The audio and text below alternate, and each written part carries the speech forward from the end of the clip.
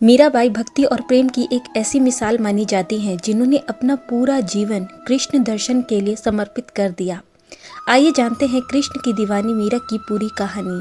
कैसे हुई वे कृष्ण के प्रेम की दीवानी और कैसे अपने प्रभु के लिए उन्होंने अपना पूरा जीवन समर्पित कर दिया और कैसे कृष्ण प्रेम में उन्होंने विष का प्याला भी हंसते हंसते पिया।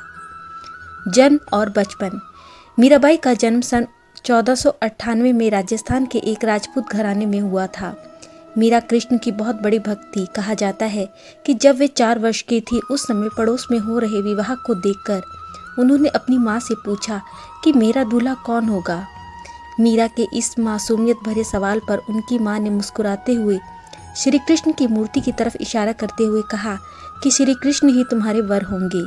जिसके बाद उन्होंने कृष्ण को ही अपना पति मान लिया। जब मीरा बड़ी हुई तो उनके मन में विश्वास था कि श्री कृष्ण उनसे शादी करने ज़रूर आएंगे, पर घर वालों के कहने पर और उनके मनाने पर उन्हें मेवाड़ के महाराणा भोजराज के पुत्र सांगा के साथ विवाह करना पड़ा। विवाह के बाद भी रही कृष्ण की ही दीवानी। माना जाता है कि शादी के बाद भी मीरा का कृष्ण प्रेम कम नहीं हुआ। विदाई के समय कृष्ण की मूर्ति वे अपने साथ लेके गई, जिन्हें उनकी माँ ने उनका दूल्हा बताया था।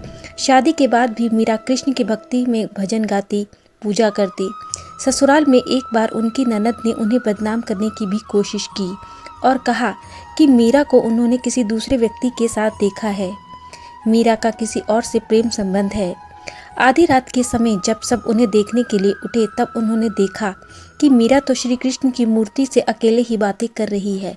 पति के पूछने पर उन्होंने श्री कृष्ण की मूर्ति की तरफ इशारा करते हुए कहा कि ये मेरे स्वामी हैं और बचपन से ही मैंने इनसे विवाह कर लिया था। ये बात सुनकर उनके पति हैरान रह जाते हैं। कहा जाता है कि मीरा की भक्ति और घंटों तक मंदिर में रहना, भजन, नाच गाना उनके ससुराल वालों को पसंद नहीं था। इसी के चलते उन्होंने कई बार मीरा को मारने की भी कोशिश की, कभी विष देकर तो कभी सांप से कटवाने की कोशिश की, पर हर बार वह बच गई। पति के देहांत के बाद कहा जाता है कि मीरा वृंदावन चली गई। मीरा मृत्यु। कहा जाता है कि मीरा सशरीर ही श्री कृष्ण के विग्रह में समा गई थी और वे कृष्ण के साथ भगवान श्री राम की भी भक्त थी। माना जाता है कि जन्माष्टमी के दिन कृष्ण को पुकारते हुए उन्होंने कहा कि ओ गिरधरधारी, क्या आप मुझे बुला रहे हैं और मैं आ रही हूँ। ऐसा कहते ही उसी समय मीरा में एक तरह का प्रकाश उत्पन्न हुआ और मंदिर के कपाट अचानक बंद हो गए और जब कपाट खुले तो मीरा कहीं नहीं थी। उनकी साड़ी भगवान श्री कृष्ण की मूर्ति पर लिपटी हुई थी। माना जाता है कि मीरा श्री कृष्ण की मूर्ति में ही समा गई थी। साधारण सी दिखने वाली मीरा अपनी निश्चल भक्ति से संसार में अमर हो गई।